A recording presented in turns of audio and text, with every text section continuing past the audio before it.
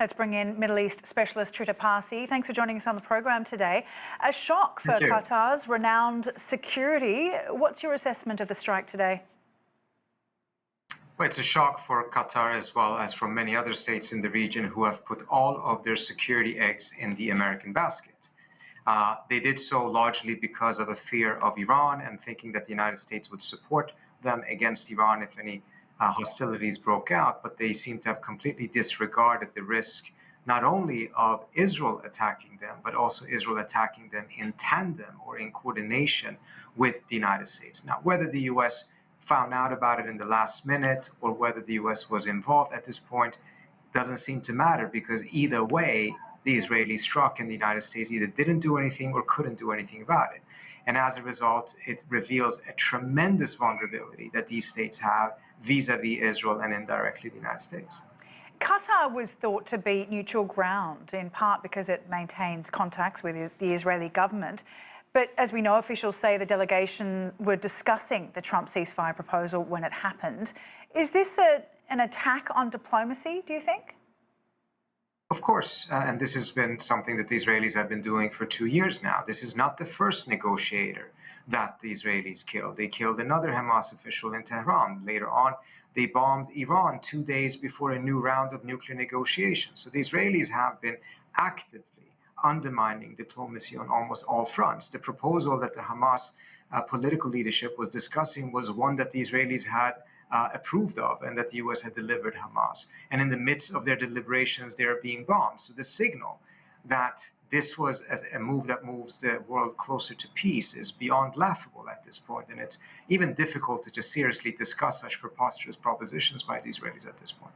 As you said, it's not fully clear about how much the US was involved. They say they, of course, knew about it before it took place. But given the US has its largest military base in Qatar, what might this mean for the relationship? We're seeing the fallout to be very careful by the White House, protecting somewhat, the relationship that it already does have with Doha. But, if this strike did not advance US and Israel's goals in Gaza, as they say, what could be the consequences?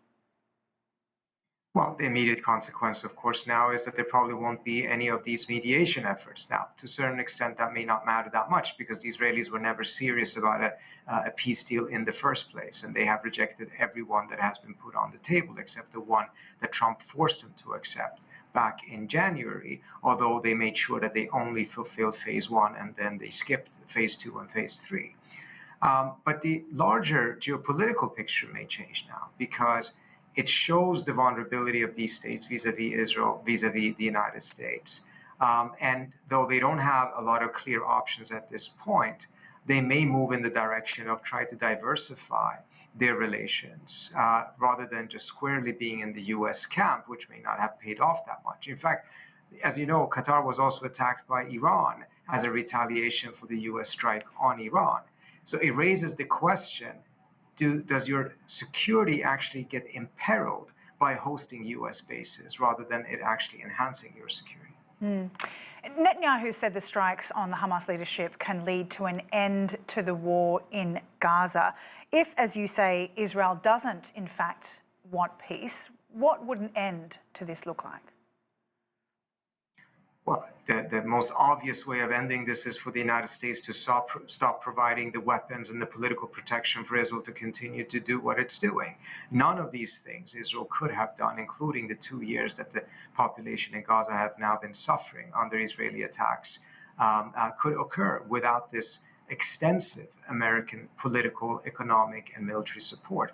CRS, which is a bureau of the U.S. government, revealed just 2 or 3 weeks ago that 1/3 of Israel's entire military budget in 2024 was covered by the United States. So if we want this to stop, we have to stop Israel, and the United States is in a perfect position to do so. Unfortunately, so far, it has not chosen to do so.